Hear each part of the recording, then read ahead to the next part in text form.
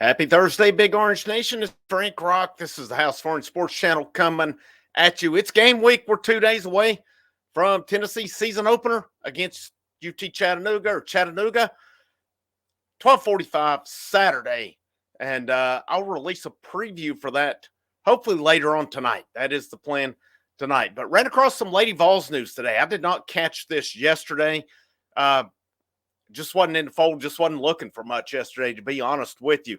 But the Lady Vols hosted a big in-state visitor this past weekend. Lauren Hurst, number 40 in the nation, dual sport athlete, elite basketball player, elite volleyball player. She was in town, official visit. She tweeted it out yesterday about how she had a great visit. I've not seen any more information. Some of the people that cover it has put that she's visited, but I have not seen any articles or anything on it up to this point when I've searched for it. And maybe there is something out there that I've not found.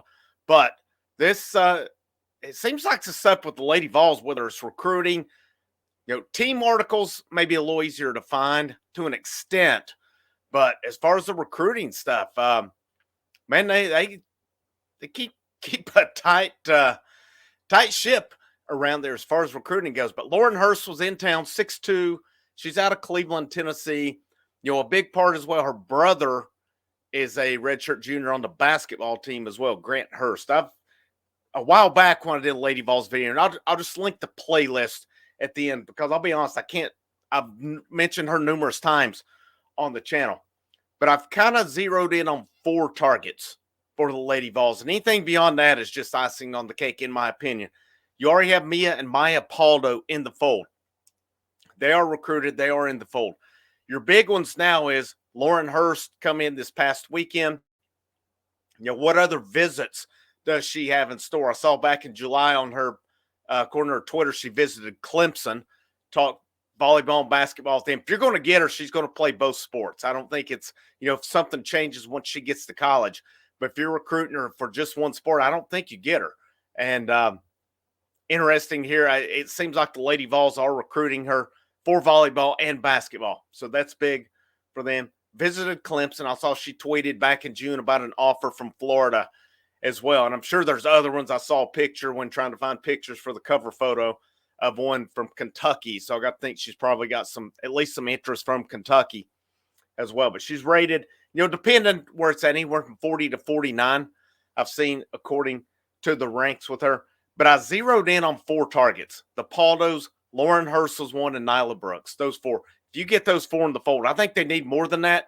But that part of that may require going to the portal as well because they're going to lose so many this year seniors. But I really and truly believe if this team does, if they gel, if they mesh, if they do as we hope, this exciting brand of ball that Kim Caldwell is bringing to the table, I think you'll start to see recruiting really take off more.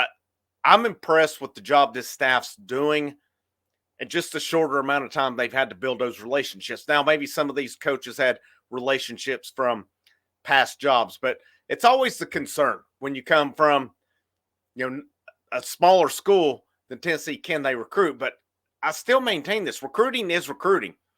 Coaches know how to recruit. It's really your platform is what's going to depend on how you recruit. You can't expect a Kim Caldwell to recruit the same type of player and athlete at Marshall that she's going to recruit at Tennessee.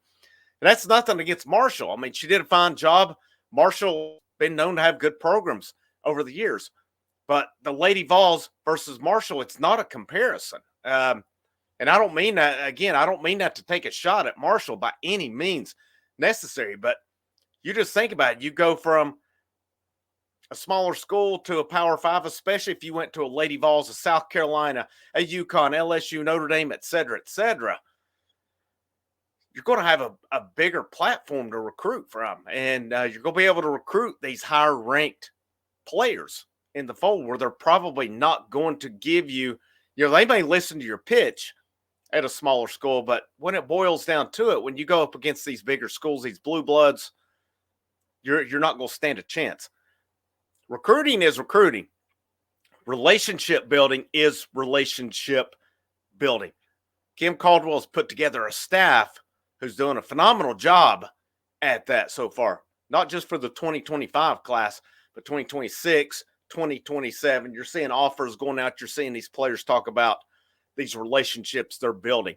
And, they tried with some of the top players in the entire nation. They got their foot in the door, but that's kind of as far as it goes. And then, again, you have to factor in relationships.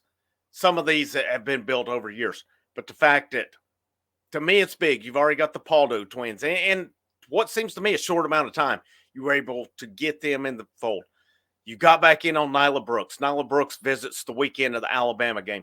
Lauren Hurst is one of them as well. There's more visitors that the Lady Vols are going to have also. I mean, they've done a nice job. I mean, they've got Grace Knox coming in for a visit. If I'm not mistaken, that's the weekend of the Florida game. This is another elite talent. Dania Prawl is another one.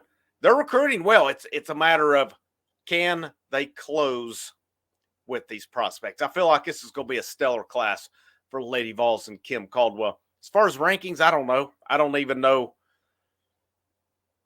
if there's any sites that actually does the women's basketball rankings. Again, this is my first time really covering or doing Lady Vols content. So there is some stuff I'm still learning along the way, because with your football and basketball specifically, you've got pretty easy access to that content because everybody covers that. Baseball's been one. It's harder to find stuff. With Tennessee baseball now being a powerhouse, being so good, it's starting to be easier to find stuff. But it's still not on the level of basketball or football. It's just not. It's not even close on that, especially recruiting. You got to pay some pretty good money to find recruiting information for baseball. Some of these basketball websites, it seems, are starting to cover a little bit more. 24/7 in particular, I'm starting to notice a shift in how they cover recruiting. There's a couple of good sites on Twitter. World Exposure is good, what they do with it. And then I Talk Hoops, they're good with it as well. But again, I circled 4 players: DePaldos, Nyla Brooks, Lauren Hurst. I think that's a realistic base that you build to this class. Anything else that you add to that? Grace Knox is coming from California. How's that going to be when she gets to does she decide it's too far? She talked about she's looking for genuine relationships with coaches, not coaches who are going to feed her basically full of crap. She wants them to be honest. And, this seems like a pretty honest staff to me. There's a lot of players that Tennessee, the Lady Vols, are mentioned with that are top 100 players. There'll be some pop up who are not as highly rated, I feel like. But this is a pretty good step. I think Tennessee's going to have a good shot with Lauren Hurst as long as they're allowing her to play both sports. And from the looks of things, it seems like that's definitely going to happen. But, any more recruiting news, any more visit stuff, I'll bring that information. Of course, Lady Vols Hoops, not far away, a little over a month. I guess maybe closer to 2 months, but they'll start getting into their activities and stuff as well. Like I mentioned, I'm hoping later on tonight to do a Chattanooga preview. Now, myself and Kerry Williams, we talked the game this past Monday night. I'll link that live feed at the end. We previewed the game. We gave our predictions. We talked about what Chattanooga has that could give Tennessee possibly trouble, where it looks like on paper that Chattanooga, just some plays. How do we feel they match up? So we talked pretty in depth about that on Monday night, if you want to refer back to that. But I'll do a shorter video later on this evening as well. Then the rest of the weekend is going to be revolved around the games. Of course, Danny White was announced today. He did get an extension, huge for Tennessee through 2030, making him the highest paid AD in the SEC. That's huge news. Huge news. What he's done, what that admin's done at Tennessee is it's phenomenal. We're seeing an era right now that we've never seen in my lifetime, and I'm loving it. I'm here for it, and I'm here to keep on covering it. It's an everything school. This is an everything channel. We'll keep rocking and rolling. Have a great rest of your Thursday. Frank Rock, House of Orange Sports Channel. I'll see you when I see you, and go Vols.